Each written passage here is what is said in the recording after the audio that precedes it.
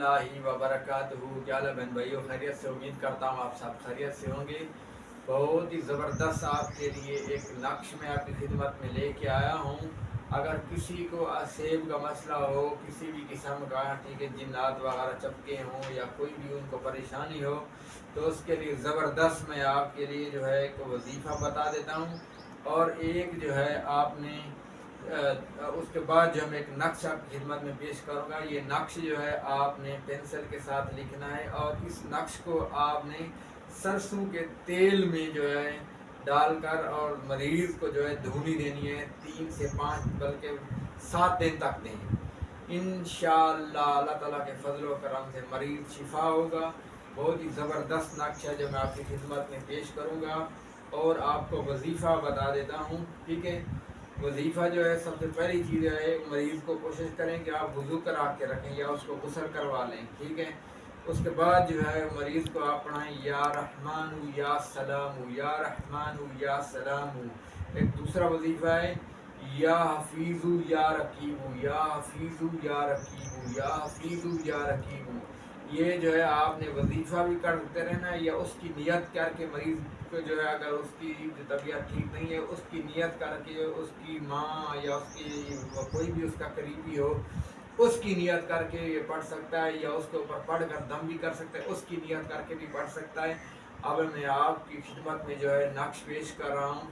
اس نقش کو جو ہے آپ نے اسی طرح جو ہے لکھ لینا ہے، اور مریض کا نام، اس کی والدہ کا نام، یا اگر وہ مرد ہے ٹھیک ہے تو اس کا نام، اور اس کی بیوی کا نام، اور اس کی ماں کا نام، یہ لکھنا لازمی ہے، اور اس کو دھونی دینی ہے۔ انشاءاللہ مریض جو ہے وہ شفا پائے گا۔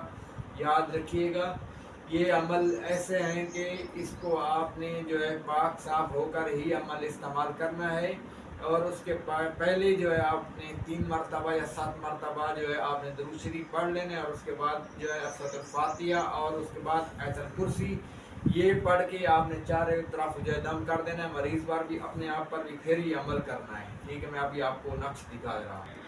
یہ نقش ہے، آپ نے اس نقش کو لکھنا ہے، یاد رکھیے گا۔ یہ آپ نے کسی بھی دن آپ نے اس نقش کو لکھ سکتے ہیں، جیسے ہی نماز کا ٹائم ختم ہو، کوشش کریں آپ فجر کی نماز کے بعد یا جو ہے عشاء کی نماز کے بعد یہ عمل کریں، ٹھیک ہے۔ بہتر یہی ہے، میرا مشورہ یہی ہے کہ عشاء کی نماز کے بعد یہ عمل کریں۔ انشاءاللہ اللہ تعالیٰ کے فضل و کرم سے آپ کو فوراً ہی رزلٹ ملے گا۔ یاد رکھیے گا، کوئی بھی آپ کو اگر پیر بول رہا ہے، کوئی بھی عامل بول رہا ہے کہ جو ہے اس کے اندر جن ہے، یاد رکھیے گا جن کبھی بھی انسان کے اندر نہیں جا سکتا ہے، صرف اور صرف شیطان انسان کے اندر داخل ہو سکتا ہے۔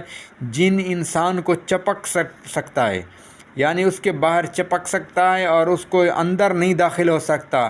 یہ کوئی بھی اگر آپ کو یہ بول رہا ہے کہ جن انسان کے اندر جا سکتا ہے، اس کو بولو ثابت کر کے دو، پروف دو، یا میرے ساتھ اس کی بات کرواؤ، ٹھیک ہے۔ تو یہ کبھی بھی آپ کو میں ایک چیز بتا دوں واضح طور پہ، اگر کوئی ایسا بول رہا ہے کہ انسان کے اندر جن چلا گیا ہے، جن بول رہا ہے اندر سے، تو وہ غلط بیانی کر رہا ہے۔